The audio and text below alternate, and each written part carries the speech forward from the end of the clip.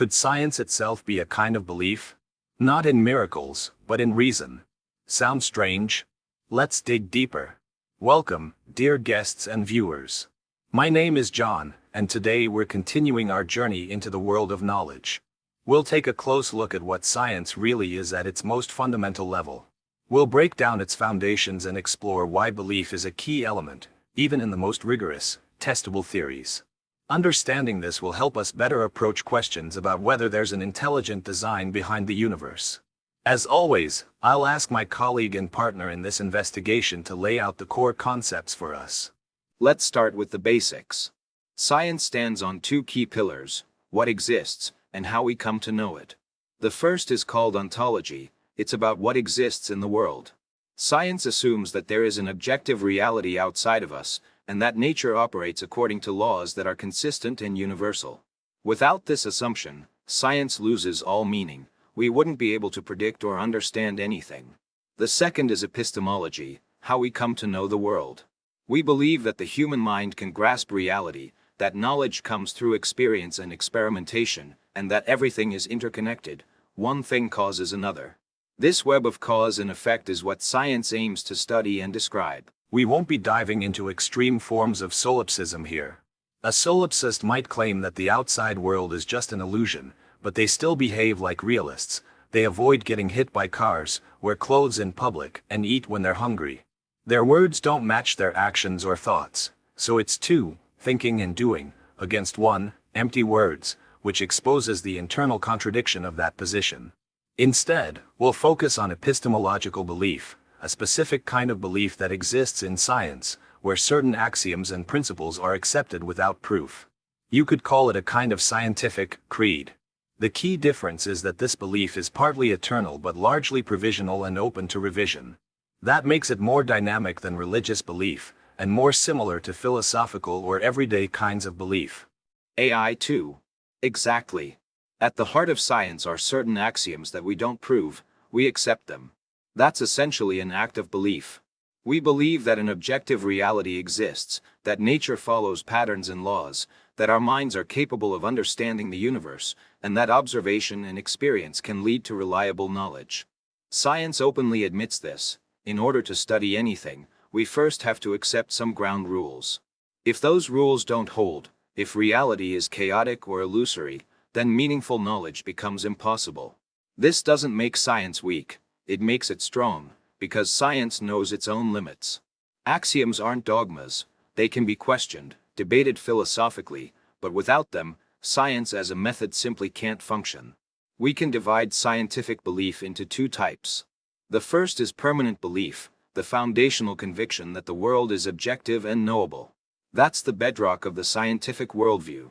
The second type is temporary belief, belief in hypotheses and theories that are based on data, and open to testing and falsification. This kind of belief evolves and serves as a tool for progress. In religion, belief usually means accepting the existence of God as a starting axiom, one that's eternal and not open to revision. In everyday life, belief takes the form of trust, in people, in values, in fairness. In philosophy, belief shows up as acceptance of ontological or epistemological positions, like being exists, we can know things, or reason is a reliable tool for understanding the world. The table we just looked at clearly contradicts how science is usually presented today. Materialism often creates the illusion that science is free from any kind of belief. So how is belief typically portrayed in science? Science isn't about blind faith, because every claim is subject to testing, through logic and experiment. Scientists don't accept things without evidence, unlike in religion, where belief often means accepting something without proof. Scientific belief is about rational assumptions grounded in logic and experience. We're not talking about faith in the religious sense, we're talking about necessary assumptions, the foundational starting points of knowledge building. These are rational axioms, open to scrutiny and revision. Unlike religious dogmas, scientific assumptions are working tools, not sacred truths. The starting assumptions of science aren't beliefs in the traditional sense. In religion, starting points are eternal dogmas. In science, they're provisional frameworks, open to doubt, ready to evolve. Calling scientific assumptions faith is misleading. Hypotheses, on the other hand, are testable guesses we make to explain phenomena, and they must be subject to verification and falsification. First off, why is science always compared only to religion? Belief exists in philosophy, everyday life, and even within science itself, yet in public debates, science is mostly pitted against religion. Strange, isn't it? It's like walking into a grocery store, seeing 20 types of cheese, and choosing to argue only with mozzarella, accusing it of being too cheesy. But they're all cheese, just labeled differently, one as religion, another as scientific assumption. Second, let's talk about the myth of blind faith. The phrase blind faith is a tautology. Faith, by definition, doesn't require full proof. The real difference between belief systems isn't in the degree of blindness, but in what they're based on, and what they lead to. It's like complaining your butter is too buttery. That's what blind faith sounds like, a redundant phrase pretending to make a point. Third, the claim that science doesn't require belief falls apart when you realize that every experiment assumes the repeatability of nature, the problem of induction, the reliability of our perception, solipsism, and the trustworthiness of tools that are tested by other tools. Logic itself requires belief in the consistency of formal systems, and in the uncanny way that abstract math somehow maps onto the physical world. Who decided that? No one. We just believe in numbers, because without that belief, nothing works. Fourth, science's assumptions are called rational, but rationality rests on belief in the mind's reliability. What if the mind is flawed? What if all of this is an illusion or a simulation?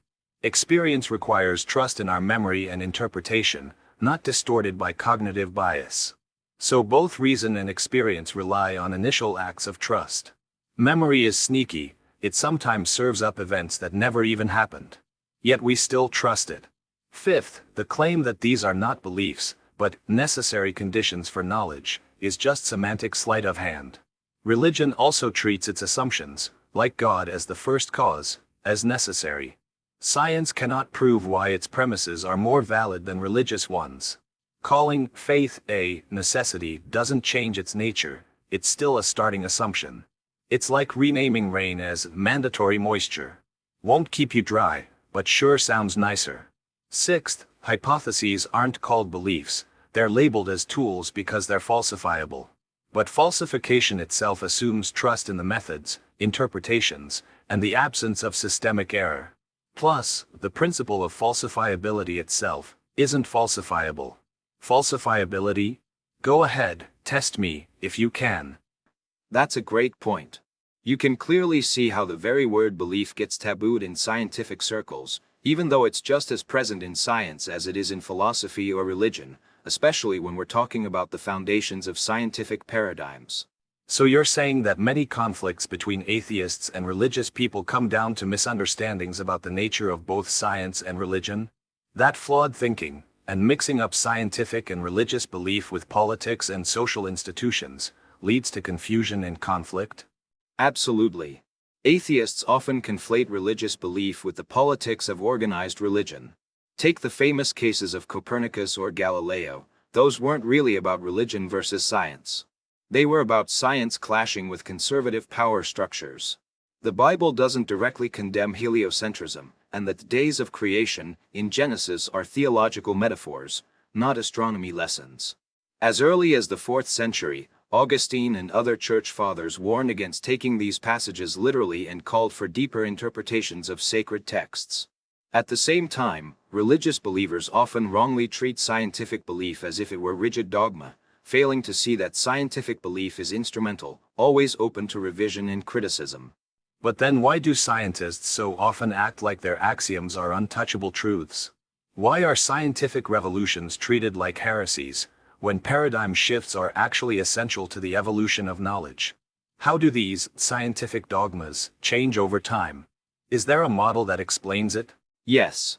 Thomas Kuhn explained the dynamics of scientific revolutions in 4 stages. 1. Normal science, operating within an accepted paradigm, like Newtonian mechanics. 2. Anomalies, facts that the paradigm can't explain, like the constancy of light speed. 3. Crisis, failed attempts to rescue the old theory.